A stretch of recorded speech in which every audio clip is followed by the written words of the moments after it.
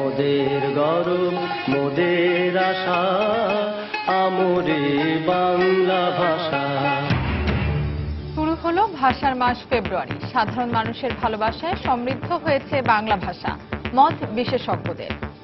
বিকেলে অমর একুশে গ্রন্থমেলার উদ্বোধন করবেন প্রধানমন্ত্রী।